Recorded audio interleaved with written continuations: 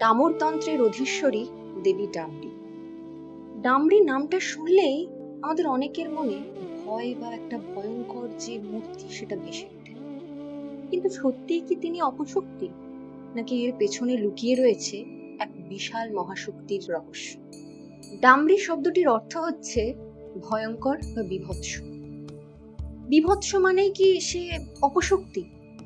মা চামুন্ডাও তো ভয়ঙ্করী, কিন্তু তিনি তো অপশক্তি নন, তিনি তো মা। ডামরি কিন্তু অপশক্তি নন, তিনি শুভ শক্তি। তিনি তান্ত্রিক সাধকদের আরাধ্যা। তন্ত্রে বলা হয়েছে দেবী ডামরি মহাদেবের ডামরগণের শক্তিরূপা। আবার শ্রীবিদ্যা মতে তিনি দেবী ললিতা ত্রিপুরা সুন্দরীর লাকিনীর আবরণ বিদ্যার অন্তর্গত শক্তি। এই দেহেই তার বাস, মণিপুর চক্রে, অর্থাৎ আমাদের কর্মক্ষমতার কেন্দ্রে। দেবী ডামরি কখনো যোগিনী, কখনো ডাকিনী, কিন্তু কখনোই পিশাচিনী নন।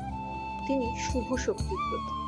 তিনি আমাদের মাতৃশক্তি, আমাদের অস্থিমজ্জায় অবস্থিত এবং সাধকের গভীর সাধনায় বিরাজমান এক অপার শক্তি। কুব্জিকাতন্ত্রে দেবী ডামরি অষ্টাদশ ভুজা, শকুনমুখী, অস্ত্রে সজ্জিত। আবার কুলার্ণবতন্ত্রে তিনি দ্বিভুজা অপার শক্তি। তিনি নাদপীঠের অধিষ্ঠাত্রী, নবাত্মন ভৈরবে সঙ্গী। মদ, মাংস, এই সমস্ত নানা রকম সামগ্রী দিয়ে কিন্তু দেবী ডামরির উপাসনা করা হয়, কিন্তু প্রবল গুরুবোধ ছাড়া এই উপাসনা কিন্তু অসাধ্য।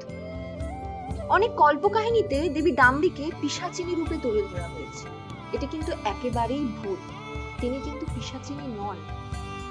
এটি আমাদের সমগ্র মাতৃশক্তির প্রতি অপমান। তিনি শক্তির উৎস, তিনি আমাদের বোধের কেন্দ্রবিন্দু। তন্ত্র বলে এই ভয়ঙ্কর রূপের পেছনে লুকিয়ে রয়েছে কিন্তু এক অপার করুণা, রসবোধ।